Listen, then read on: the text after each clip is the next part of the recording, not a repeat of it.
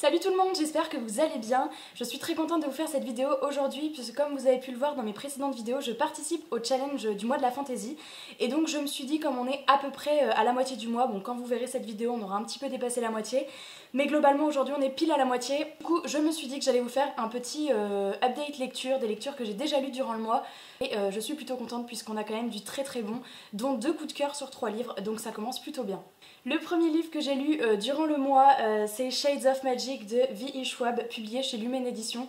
Ça faisait une éternité que j'avais ce livre, enfin ça devait faire un peu plus d'1 an, et du coup avec la sortie du 2 récemment, je me suis dit allez je vais me lire le 1 pendant le challenge. Il rentrait dans la catégorie livre de plus de 500 pages, puisqu'il en fait 505. Et alors déjà, on va parler de la beauté du livre, la couverture est magnifique.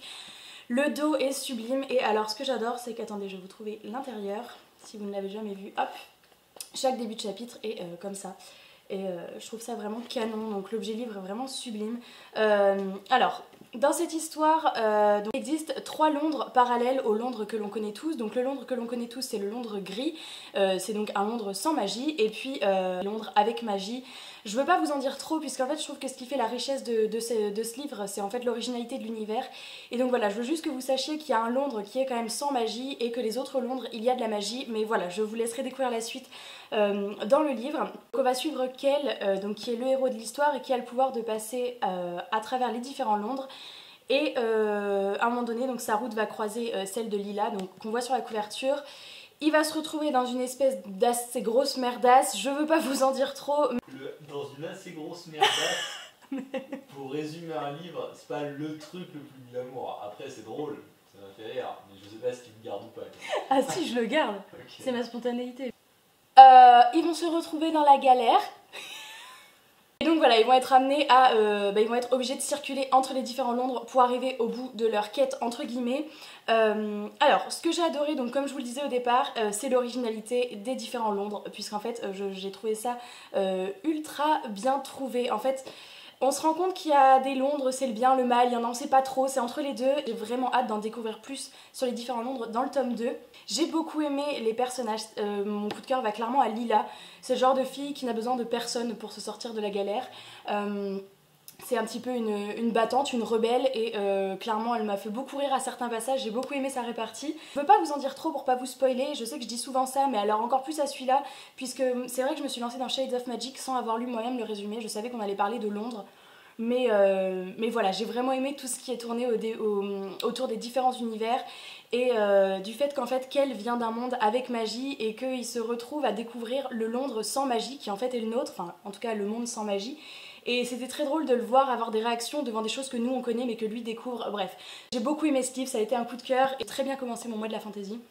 Du coup je vous conseille vraiment cette saga, n'hésitez pas à me dire si vous avez aimé ou pas aimé, et du coup pourquoi, parce que je serais vraiment curieuse. On va passer au deuxième livre que j'ai lu pour le mois de la fantaisie, donc c'est celui que j'avais mis dans ma catégorie lire un livre qui fait partie d'une saga, mais en réalité il rentre dans plusieurs catégories puisque c'est aussi un livre jeunesse. Et c'est aussi un livre d'une auteure française, enfin bref. Donc il s'agit de Malenfer, le tome 1, La forêt des ténèbres, publié chez Flammarion Jeunesse. J'avais découvert l'auteur dans La légende des 4 et j'avais très envie de la découvrir dans une autre série.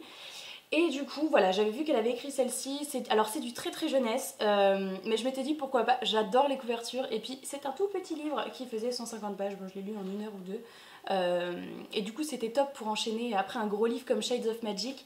Donc dans cette histoire on va suivre 2 enfants, les 2 petits qui sont sur la couverture. Ces 2 enfants vivent à proximité de la forêt, donc qu'on appelle la forêt de Malenfer, et qui en fait est une sorte de magie assez sombre, et en fait la forêt a tendance à s'étendre et il y a de plus en plus de disparitions qui font que voilà, c'est mal de fréquenter cette forêt, donc ils sont à cheval entre le fait de bientôt devoir partir de chez eux puisque la forêt s'étend de plus en plus. Mais en attendant, ils vont à l'école, et à l'école il va se passer quelque chose d'assez étrange, et suite à ça il va se passer pas mal de petites péripéties. J'ai beaucoup aimé puisque déjà l'objet livre est très sympa, à chaque début de chapitre vous avez des petites illustrations comme ça, et puis vous avez tous les professeurs qui sont dessinés de ce côté-ci. Et pour vous donner envie, on voit que de l'autre côté, les professeurs sont aussi des créatures, donc qui sont détaillées ici. Donc voilà, on va côtoyer des sorcières, des loups-garous, des elfes, il y aura même un nain. Enfin bon voilà, chaque professeur de l'école est en réalité une créature fantastique. Et du coup voilà, c'était assez chouette. J'ai beaucoup aimé surtout la deuxième partie du roman. Voilà, la première partie, ça se met tout en place et en fait c'est très très jeunesse, du coup il se passe pas grand chose. Mais bon, c'est une belle introduction à un univers comme ça. Mais voilà, la deuxième partie était vraiment chouette, d'autant que comme vous pouvez le voir sur la couverture, il y a des dragons et moi quand il y a des dragons, je suis plus qu'heureuse.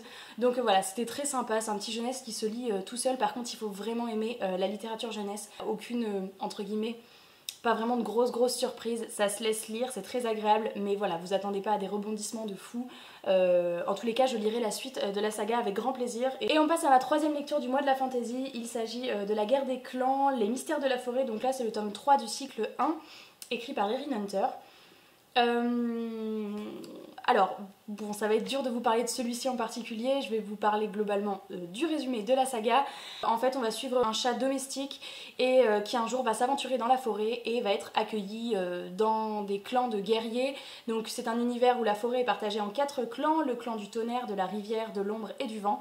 Et Rusty va intégrer le clan du tonnerre. Et donc voilà, après on va suivre plein d'aventures, plein de péripéties, voilà, des guerres entre clans, des alliances, des complots. Ce tome est clairement mon préféré depuis le début, j'ai eu un gros coup de cœur pour ce livre, si bien que j'ai pas pu m'empêcher et j'ai enchaîné directement sur le 4 après celui-là. Après ma lecture j'étais encore à fond dedans, j'y repensais tout le temps, j'ai dit mais je peux pas passer à une autre lecture, donc c'est pour ça que j'ai directement plongé dans le 4. Franchement ce tome là était génial, je trouve que c'est le genre de lecture qui fait trop du bien, c'est à dire que quand je sais pas quoi lire, quand j'ai envie c'est une valeur sûre, quand j'ai envie d'avoir une bonne lecture, que je sais que je vais passer un bon moment, et ben je lis un tome de la guerre des clans, voilà, c'est vraiment, j'adore. Je crois que j'ai lu, je trouve que la plume est toujours très fluide à lire, même quand il n'y a pas d'action, les pages se tournent toutes seules. Je trouve qu'il y a vraiment une facilité de lecture, et du coup je conseille à fond cette saga, de 1 si vous aimez les chats, mais pas que, si vous aimez l'aventure, les complots, les péripéties, les rebondissements tout le temps, et puis voilà, une lecture facile à lire, et voilà, qui se dévore, et j'adore. Donc c'est des tomes qui font en général 300 pages et voilà, j'ai bientôt fini le 4, donc je vous en parlerai dans mon prochain update lecture, mais j'espère aimer autant que celui-ci. Cette vidéo est terminée, je vous remercie de l'avoir regardée jusqu'au bout. N'hésitez pas à me dire si vous faites le challenge du mois de la fantasy, ce que vous avez lu durant ces 15 premiers jours. N'hésitez pas à me dire non plus si comme moi vous avez déjà eu 2 coups de cœur. Je vous fais des gros bisous, n'hésitez pas à mettre un petit pouce bleu si vous avez aimé cette vidéo. Je vous referai un autre update lecture fantasy à la fin du mois. Et je vous dis à bientôt, ciao!